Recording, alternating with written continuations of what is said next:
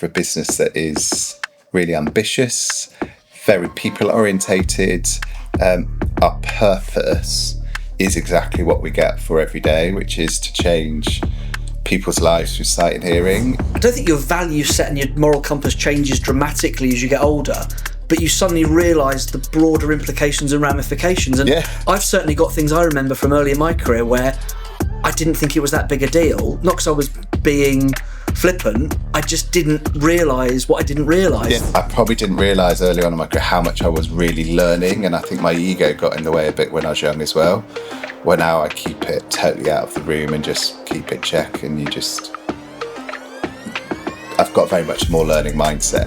I think there's also an element of people who are ambitious and want to succeed, not just necessarily to climb the ladder, but to do a good job, will find ways to get passionate about a topic because they feed off the people's passion for the product. So I've never really been particularly concerned about what category I'm selling. It's more, can we get some great growth, do some fun initiatives, work with people that are fun, work with customers that I've enjoyed working with. Everyone's a little bit of a geek, right? Let's be fair. We all get geeky about what we look after. Someone was chatting to me about hinges the other day. Who knew, right? And I found it really exciting and enjoyable because you were feeding off their passion. Yeah, and I was learning new. Okay, how does that work then? We're here today with Andy Phelps of Specsavers to talk about Andy's leadership journey, his career at Sainsbury's and Co-op before moving into another facet of retail. We talk about team development, we talk about his development plan, and we talk about his aspirations for the future. Welcome to the podcast. Well, Andy, thank you so much for your time today and for hosting us in your beautiful home. Pleasure. Really good to see you. Me.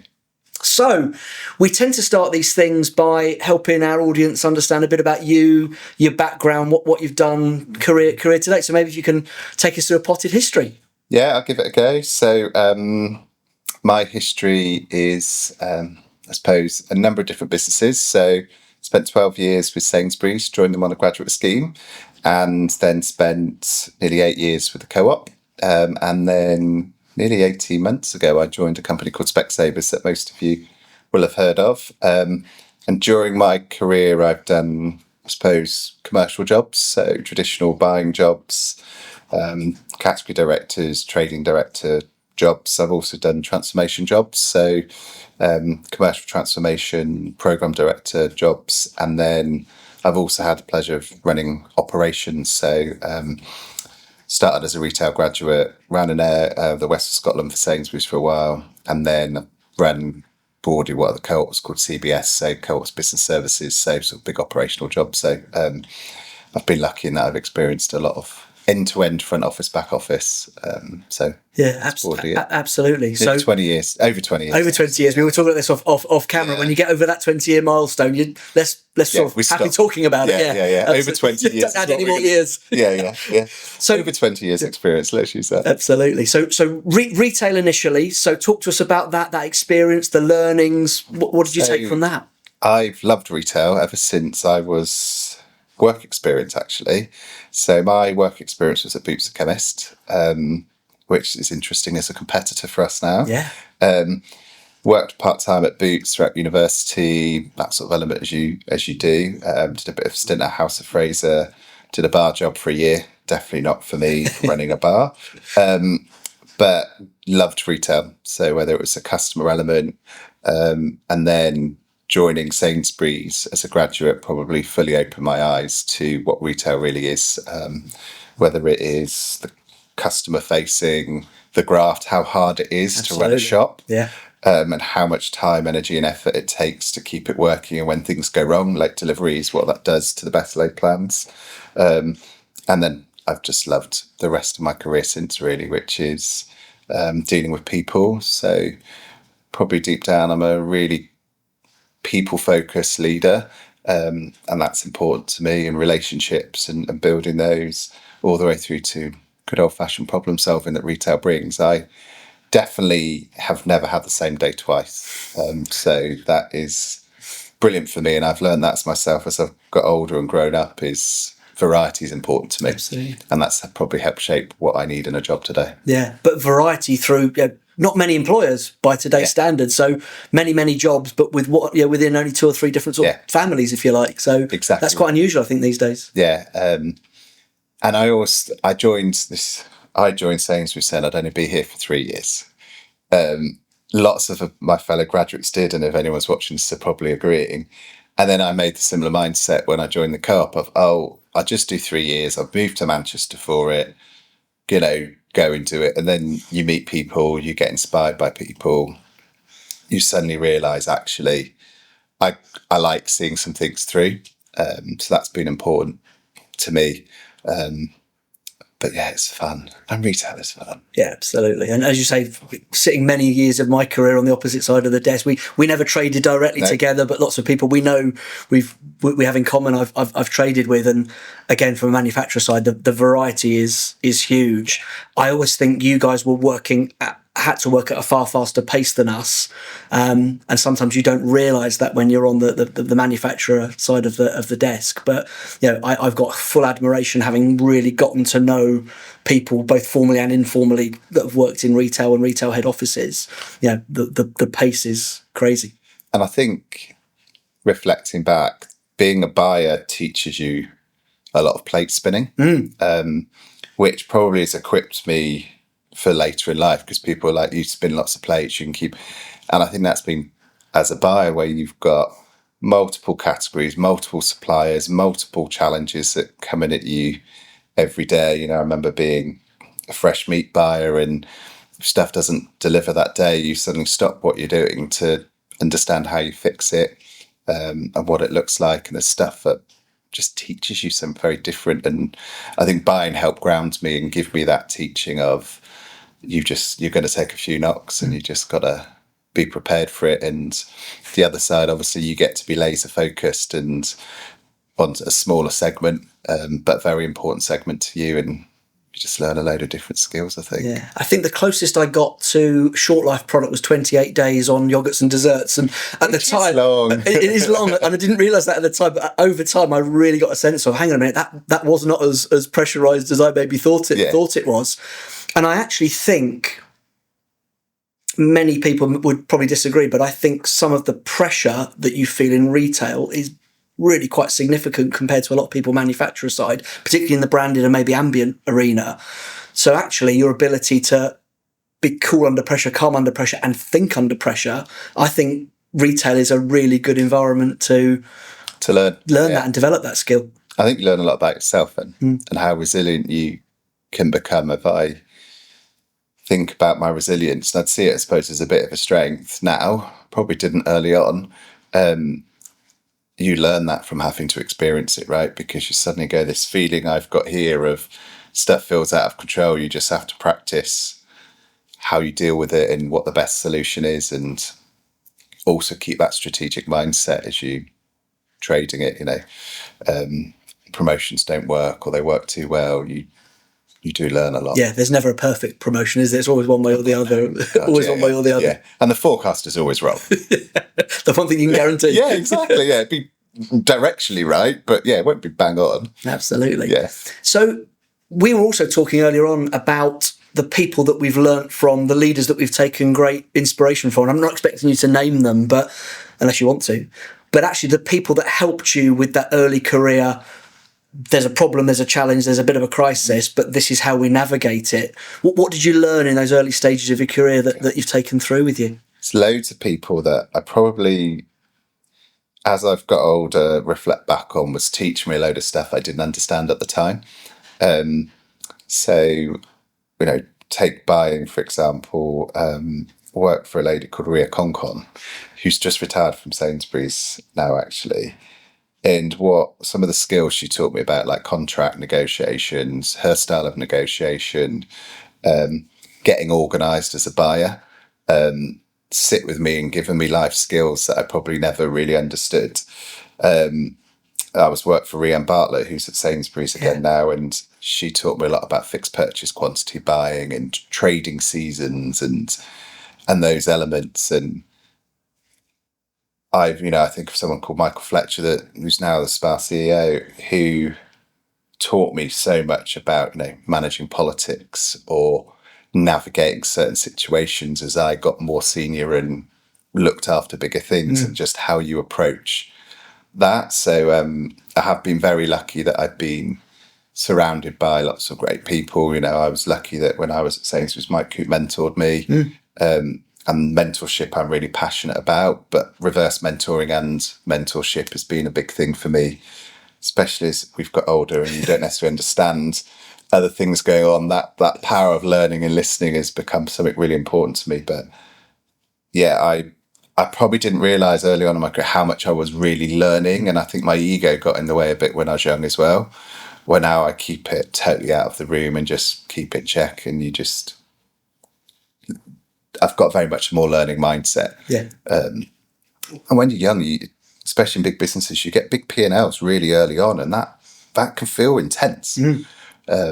It's amazing experience, but it can feel quite pressured because you care about your world, and if you miss, does everybody else miss? But there's some great people around that would teach you how to manage that. Yeah, absolutely. You talked there about reverse mentoring. What are some of the things maybe you're trying to pick up through that reverse mentoring and talking to people about things that maybe you're not as familiar with? Yes, I'm very passionate about inclusion, and we want to call it D&I or however DEI, whatever people want to call about. But I've learned a lot from people around their own shoes. So I've had the honour of someone talking to me about their transition and what that means for them. I've doing a lot of trying to understand AI and how it will be used differently, and how people use it today and how it can be used in the future.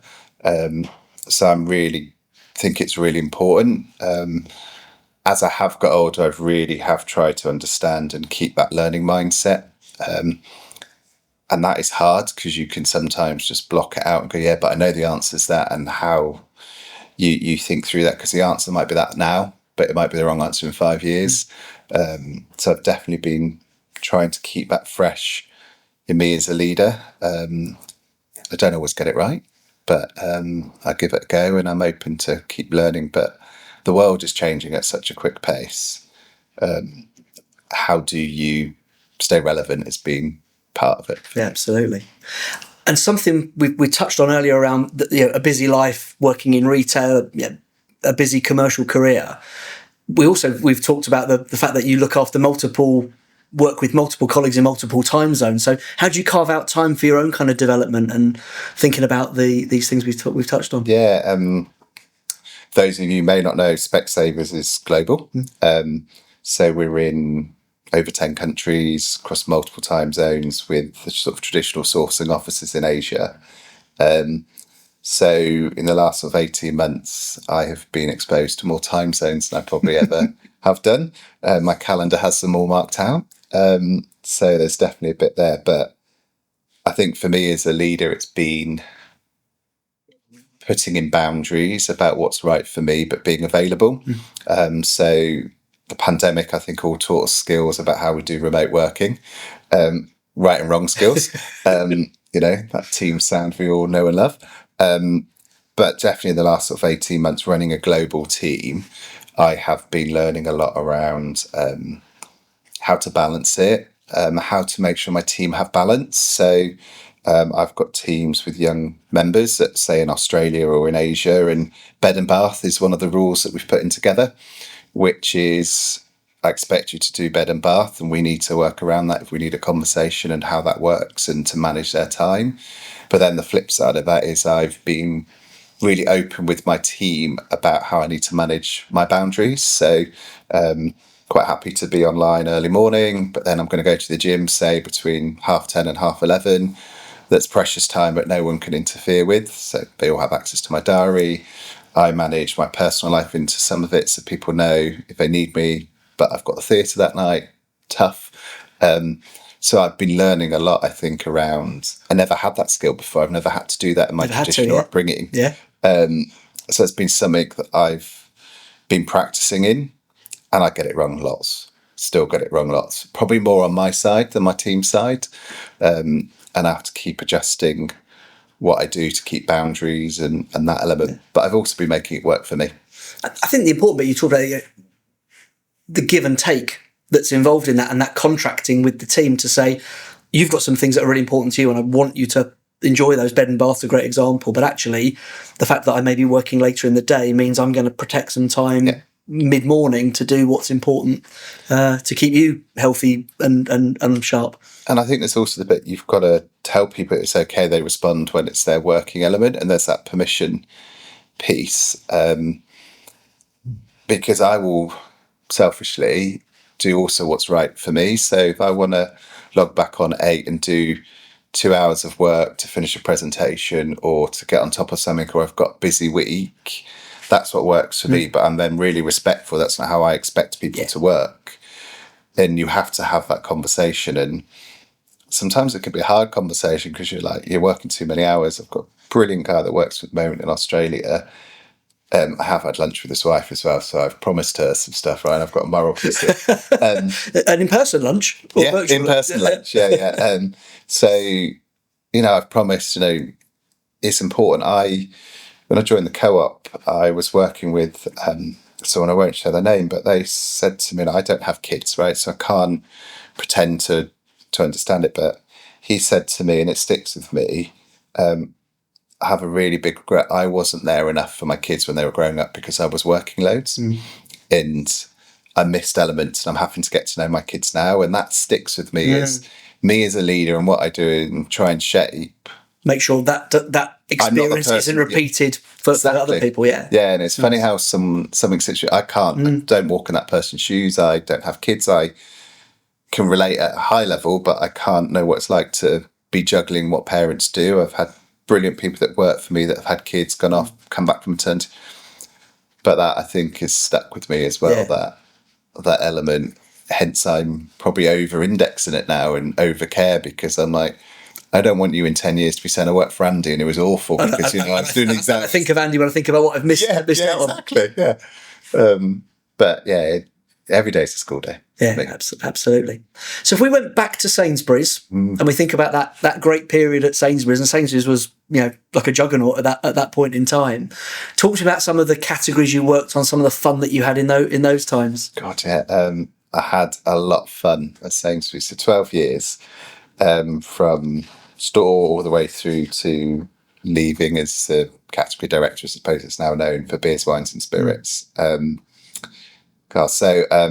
I did non-food, which was excellent. So I learned a lot in there, whether it was contracts, fixed purchase quantities. My favourite was probably I was a toy buyer, and got to source toys from all over the world.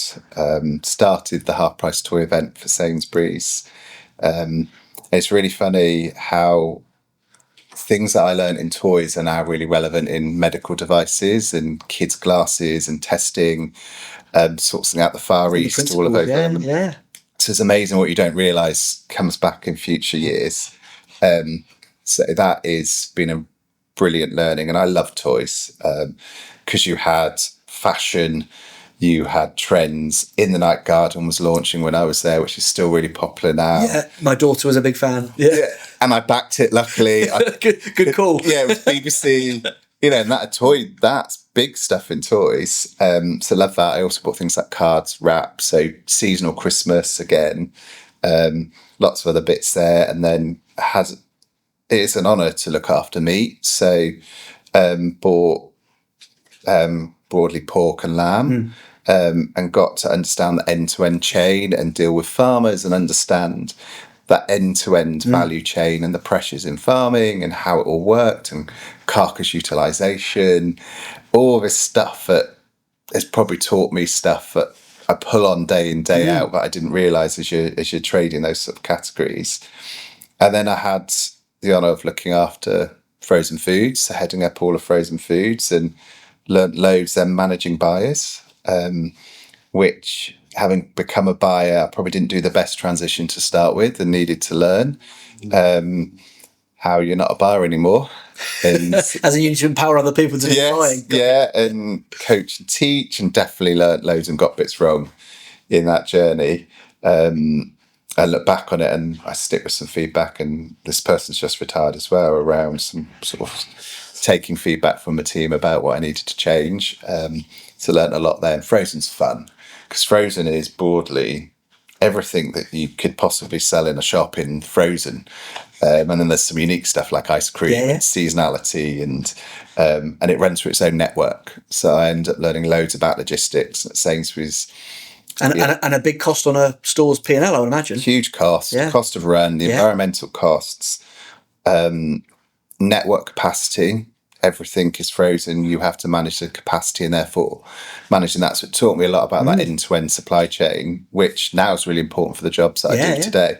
And then probably beers, wines and spirits is a very fun category to do. There's plenty of variety, lots of seasonality.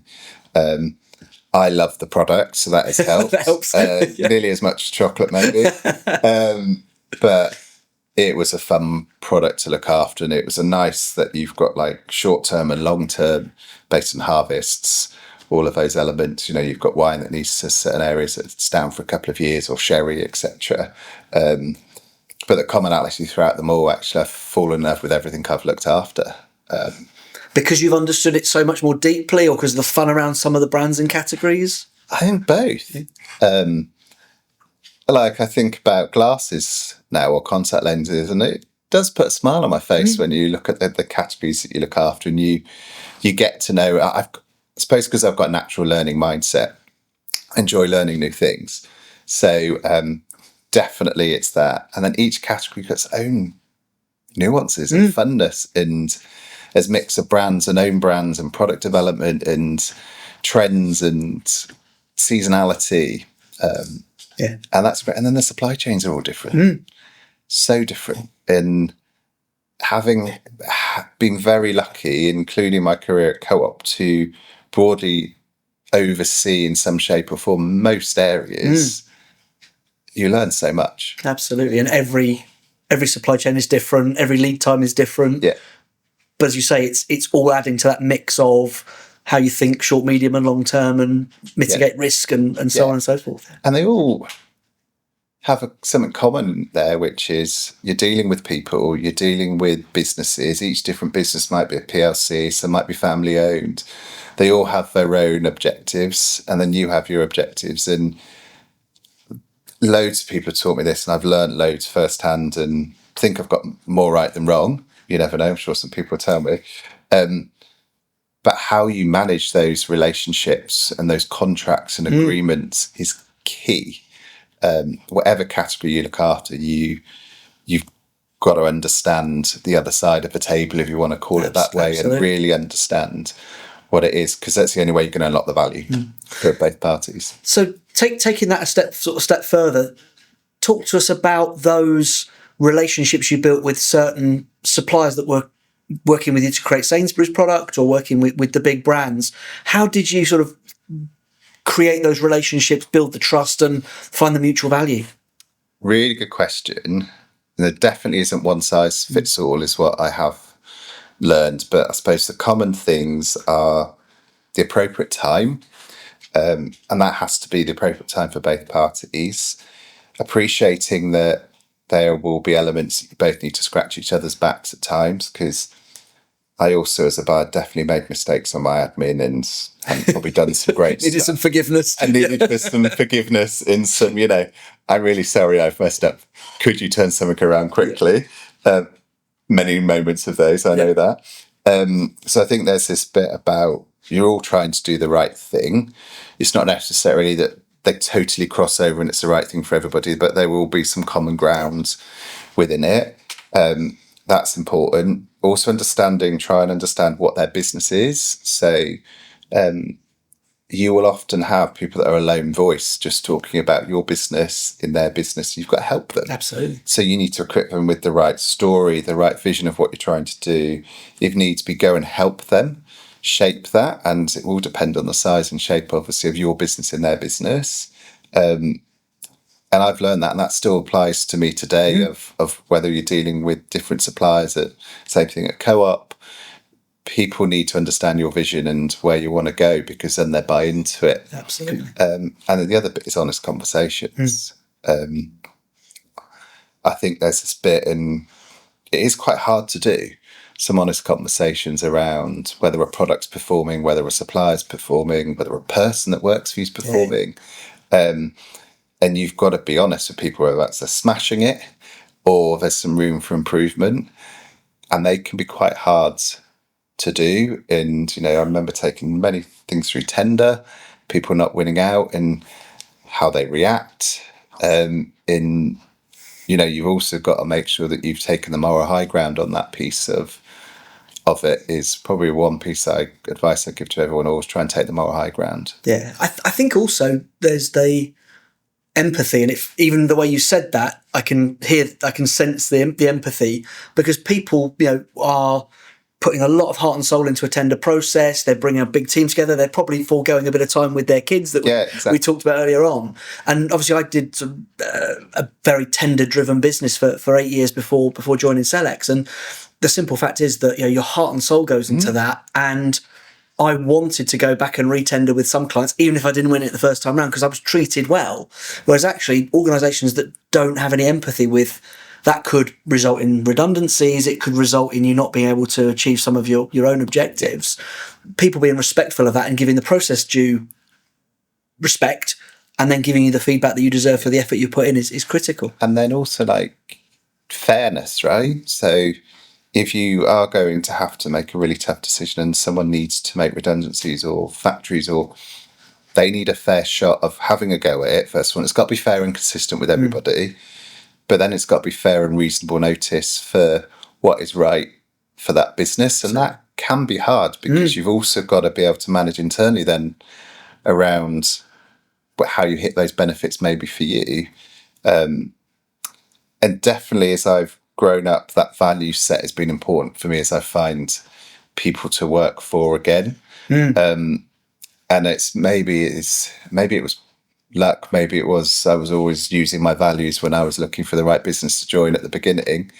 But the value set, I think, as I've got older, has become more important to me, and making sure that my values sit and work for a business that will hear both sides. Yeah, absolutely. I've been really lucky. All three businesses I've worked for, that has been really important to them. Yeah, and I don't think your value set and your moral compass changes dramatically as you get older, but you suddenly realise the broader implications and ramifications. And I've certainly got things I remember from early in my career where I didn't think it was that big a deal. Not because I was being flippant, I just didn't realise what I didn't realise. Yeah. So as you get older and you go through tender processes more, or you look at employers or look at clients, you do realise the broader implications of those decisions, and you just slow down a little bit to make sure you've considered all of the angles. And no, I've been lucky, and going back to the other points about some people that have taught me, I really think it's really valuable that you walk your chain of whatever you look after. Any product has a value chain in its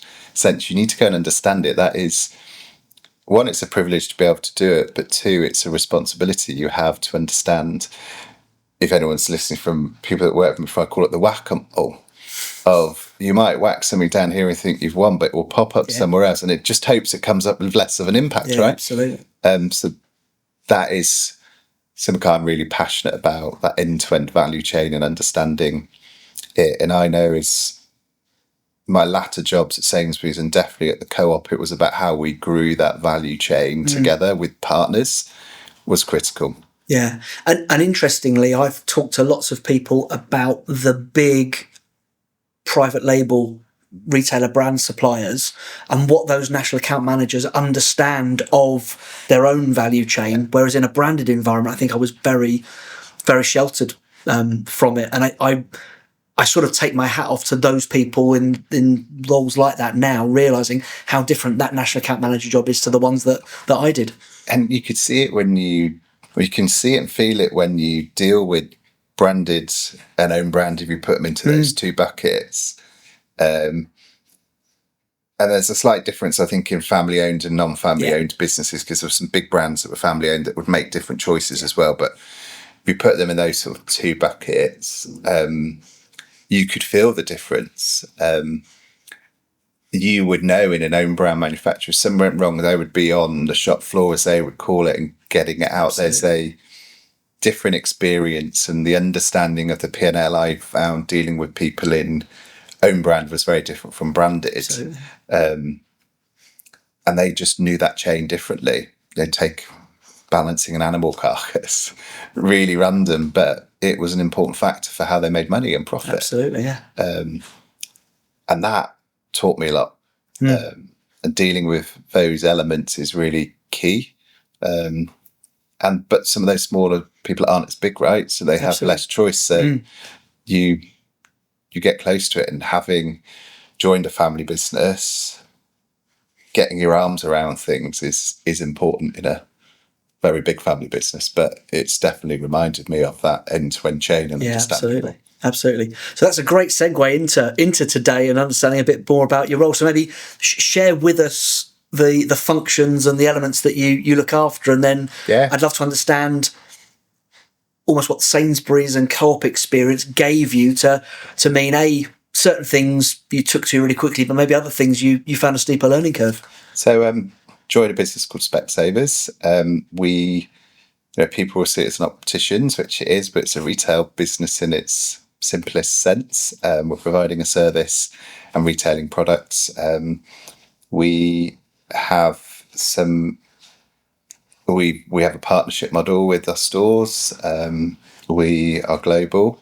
So joining the business, I look after what's called the operations director for supply chain. So in its simplest form, a peer does the sort of source and develop. I do the plan, the move, the buy. Sort of traditional supply chain director job is, we would know, sort of growing up with central operations and those sort of elements, and sales and operational planning. And then we do some manufacture. It's not something, it's quite a big part of what we do within our supply chain. And it is I suppose a very sort of model that I would have been used to from a supplier in my days in the industry. So I'm doing some new stuff and doing some old stuff. I've been lucky that in my career I've had some big transformation jobs to do and understood the end-to-end supply chain, which has prepared me for this. It's leading teams, which is a big part. It's doing strategy work. So I've been very lucky, I think, that I've had a good experience within it. But it is supply chain in its broadest sense. So therefore, what I have learned all the way along is applicable, whether it's pulling on, as we've said earlier, my own knowledge of testing. So I look after quality, end-to-end quality, pulling on testing and testing houses and requirements when I was sourcing non-food or working with product technologists and how we were going to make sure food was healthy, safe and fresh. Really key, and it's playing a really big part for me today, right through to how we forecast, how we work with suppliers. So I'm pulling on all of my experience and gaining a load of new stuff. So we have a manufacturing arm, and I'm learning about manufacturing and the importance of how it all joins in the manufacturing bit. At a much deeper level than even the end-to-end supply chain analysis you would have been doing in Sainsbury's and Co-op. It's another layer entirely, I'd imagine. It is. Yeah.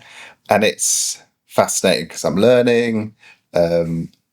It's, the fully joining the dots that you had before, you now need to fully join it end to end, which I like that challenge. So you were joining the dots mentally before, you're now joining them physically. Almost, yeah. And we're doing a lot of work around how we mature that and balance that.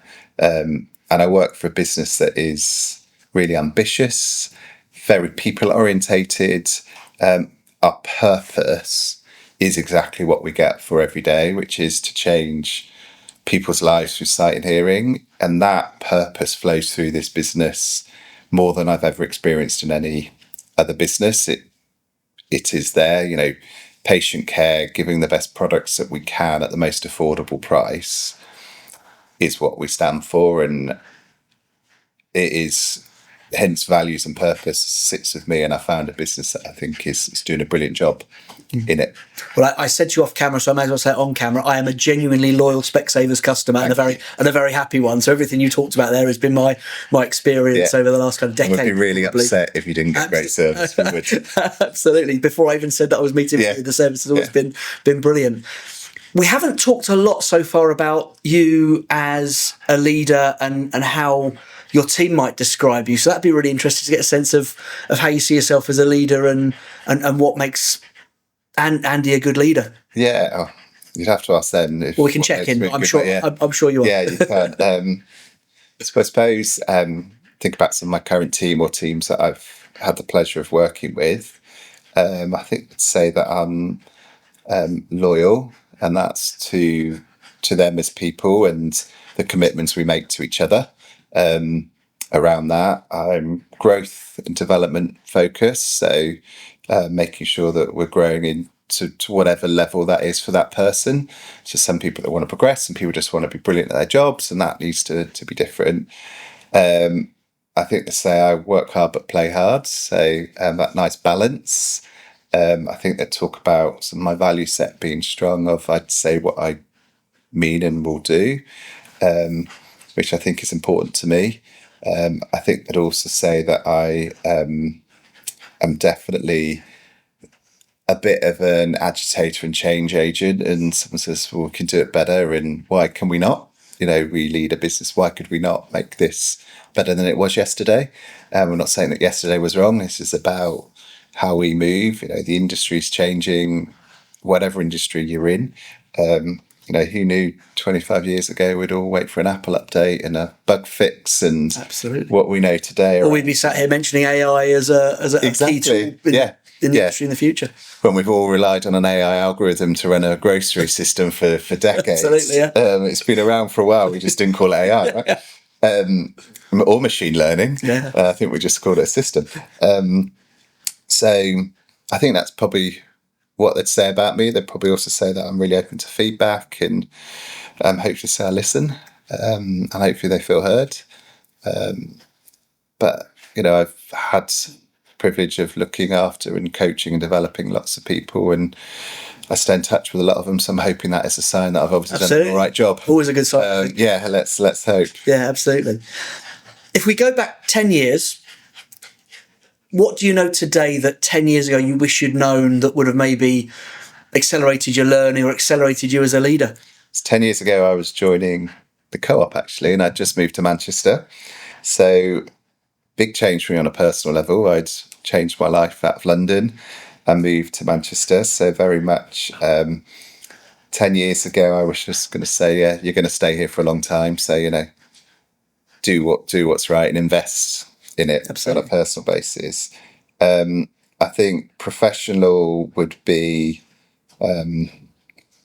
definitely around the importance of strategy and direction and vision, and how important that is for any team. And I think as you get more senior, and how you strike that balance of getting stuff done, absolutely, yeah, but then setting the vision for it is definitely been something 10 years ago that I started to learn a lot more. And I think Michael Fletcher taught me a lot around that, if I'm really honest, around that transition as you become more senior, of getting that balance. It can't be up here. It's got to be shared and reiterated, exactly. and constantly and written down. Yeah, absolutely. And that, I think, as you lead teams, as you need to be more visionary and sharing where we're going, you then got to be able to write it down, show how people's teams fit into it, show the work that you're doing and how it fits back to the vision and the purpose and why you're there, the why. Because it's really interesting when you're a buyer, you become so fixated on your day-to-day delivery and your numbers and delivering the P&L for you and your achievements. As you get more, you set that out. Yeah. So definitely over the last 10 years, I think that the importance of strategy and vision is definitely one that sits with me, in creating that time to do that. And the other bit I've definitely learned in the last 10 years is it's okay to course correct, because it won't all work out. I always say to people about customers, they don't always follow what's on the spreadsheet. And that is so true in any category you look after. Absolutely. The model doesn't always kick out to be right. So therefore that bravery of saying it hasn't quite worked how we thought, let's course correct, or it's working but not quite the same way we thought, and that's okay. So that bravery part of admitting it isn't quite right and moving it forward will be key. Absolutely.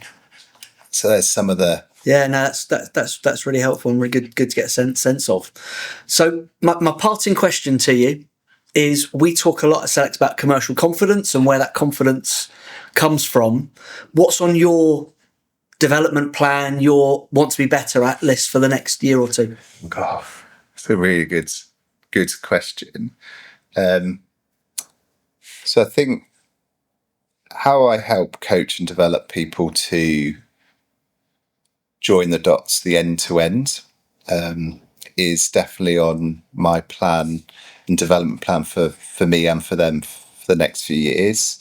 Because in the job that I do now, that end to end element is more important, and how we unlock the end to end value. And therefore, making sure I live and breathe that is really key, and how I help others do that. And everyone's got their own different journey to go on, I think, but that's got to be key. How we unlock that end-to-end value, and how we commercialize that value, would be a big sort of thinking. At a personal level, I also think there's a bit about, I'm still learning a different industry, and it's okay to not know it all. And, if you get into something called ophthalmic lenses, which is the lenses, it's a whole dark art, honestly. it's and I've had some really good teachers so far, but I've also got to learn about myself. You don't need to know it all. And, we all make that mistake, right? And you need to know enough. Yeah. And that's definitely a journey I've been on, actually moving out of the food industry, having to work out what enough is. While previously, the food industry, I knew it inside out. Second nature. Yeah, inside out. And same with you, as you've changed, sort of not careers, but you've changed about services within the same industry, but yeah. And therefore, it's that balance of knowing enough and how that makes me as a leader and how it makes me as a person and how I balance that, is definitely on there. And then, I think they're two, but still making sure that I lead a team that make a difference. Yeah. And I get a sense that whilst we've talked about your love of the food and drink industry, I get a sense you're really growing to love the new industry, because there's so much to learn, and it's got the variety every day that you crave. Yeah, the optics industry is as excited about the optics industry as the food industry is about the food industry. Yeah. It's lovely when you're surrounded by passionate people that care. And that is definitely something I've learned about switching industries, if you'd call them that. I think it's all still retail. The sort of proposition's the same. It's buy, plan, move, sell, isn't it, in that simplest level? But there's so many passionate people that love and care, and I think I thrive off some of that energy. Get that energy from them. Yeah, because you're like, when you get into, you talk to a frame buyer and how passionate about the frames that they source they are, or through to whether it's the ready meal buyer and how passionate they are about making the latest, pizza or whatever it may be that they've created with their team. So it's not the topic, it's the energy that's contagious. Yeah. And everyone's a little bit of a geek as well, right? Let's be fair. We all get geeky about what we look after. Someone was chatting to me about hinges the other day. Who knew, right? And I found it really exciting and enjoyable because you were feeding off their passion. Yeah, and I was learning new. Like, absolutely. Okay, how does that work then? So I think I and you said you weren't going to ask, would I go back? What I have learned about myself over the last 20 odd years, as we're calling it, right, is who I work for, who I work with, and the purpose of a business is really important to me. Yeah. And if that all aligned again, I would. Never. And it's aligned at the moment, so there's nothing that's saying. Yeah. But that's important for me, and I have this chat with people. Work is an important part of my life. I enjoy work. I enjoy getting up every day and doing it. It's a part of my identity. I think my friends are a little bit gutted I don't look after beers, wines and spirits. Do they call you less? Yeah. I bet some of them do. Yeah, exactly. Same when you left Confess, stuff like, right? Exactly. Yeah, like you said earlier, like, what have you got in your boot? They're like glasses. Some people don't find it, some of my friends do. So yeah, I think it's part of my identity, and as long as I'm happy out of it, absolutely. I think that's an important thing, and that's the advice I'd give to anybody is go and find something that what's that famous saying, something that you can love and do every day or something. Never work a day in your life if you find something you love, or vice versa. Yeah, exactly. Yeah. And I think, maybe it's taken me. I've always had it, and that has probably not been by design. I think it's been by luck. I think there's also an element of people who are ambitious and want to succeed, not just necessarily to climb the ladder, but to do a good job, will find ways to get passionate about a topic. Yeah. Because they feed off the people, they feed off the people's passion for the product. So I've never really been particularly concerned about what category I'm selling. It's more, can we get some great growth, do some fun initiatives, work with people that are fun, work with customers that I've enjoyed working with. So whether it was Listerine, mouthwash, or Nescafe, I enjoyed them similarly because they were just different challenges. You just triggered a memory for me of Louise from P&G teaching me femcare in a shop, because it's certain to me at Co-op, and it was an important category, and I was learning about femcare, and I thought, I've never used this product, I'm never openly gay man, I'm never going to really be buying this for anybody, right? Apart from maybe the men's growth that's happening now today in that world. But it was fascinating. I just that they all categories operate so differently and tap into a different sort of buying decision or emotional decision, that they all, I'm the same. I find them all just really interesting to learn and new. And when I go into consulting or training projects, I did one working with a company that make elevators not long ago. It's called Otis, isn't it? Was it Otis? No, it wasn't Otis. We'll talk about Otis in a minute. But fundamentally, I knew nothing about it. But I'm now relating what you said, the passion that came from those people about their product that I use probably 2 or 3 times a week. I'm now looking at who makes that bit and who makes the doors, and you start to get an interest in a new industry, and just understanding the supply chain, the business to business dynamic, the business to consumer dynamic. There's always something new to learn, isn't there? And I think it's definitely having done the switch, when I've been recruiting, I think I've probably been so much more open to making sure I think wider than just the current industry I'm in, the skills and what others will bring. Have they got the curiosity? Yeah. And I've definitely, the latest hires that I've done, it definitely made me think broader. And I'm not looking, I'm looking for skills, will, and actions, and people that, because you could easily go, well, we want someone from optics that's done logistics and optics. Well, actually, no, it's logistics. Or I need somebody, what I need for someone to come in logistics at the moment is this, this, and this. And therefore, I need to go and find that skill set and look harder and wider. Yeah, absolutely. And maybe I have, early on in my career, been a bit blinkered with some of that. And definitely having done the move myself has gone, think differently. You need to think differently. Yeah. The world's problems are totally different from where they were 20 years ago. And sometimes the safe recruitment of somebody who's worked in another organisation similar to Specsavers, I actually think that can be quite a dangerous recruitment, because they could be brilliant people, don't get me wrong, but actually what variety are they going to bring into the way that the team is thinking, or the challenges that they surface in a discussion?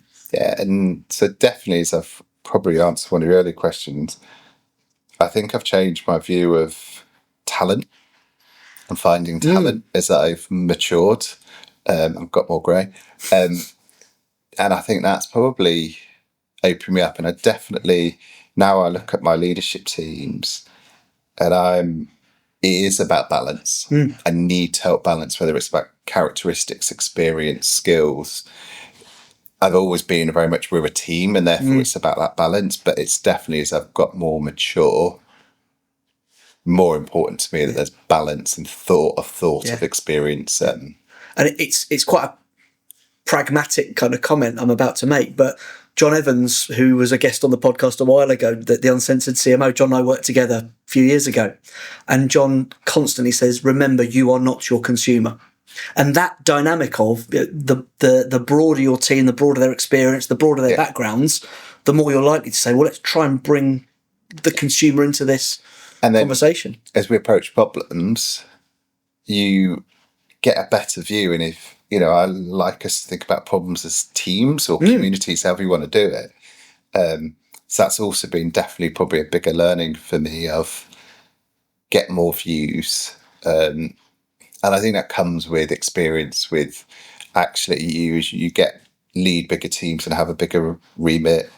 You you see things broader, and therefore you need a broader view. And confidence to say, I don't have all the answers. This is best solved in a group. And I think you go through phases of your confidence increasing, that actually by having that debate and discussion, you come to a better answer. So you do it again, and you do it more broadly, and you keep going. So it's little wonder that maybe leadership success gets better as you get older, because you're bringing. Yeah, and if I went back to when I was a bar and talked about leave my ego, that's definitely something that you have to learn to deal with and just get rid of it. Yeah, absolutely. Well, I think that's a brilliant point at which to wrap things up. Thank you so much for your time, Andy. Brilliant for Otis to have been with us. Sorry, my dog Otis is just off camera, but he's been brilliantly behaved. And just remain to say thank you so much for your time. We really appreciate it. Thanks for coming out to see us. Great. Thanks, Andy. Pleasure. Cheers.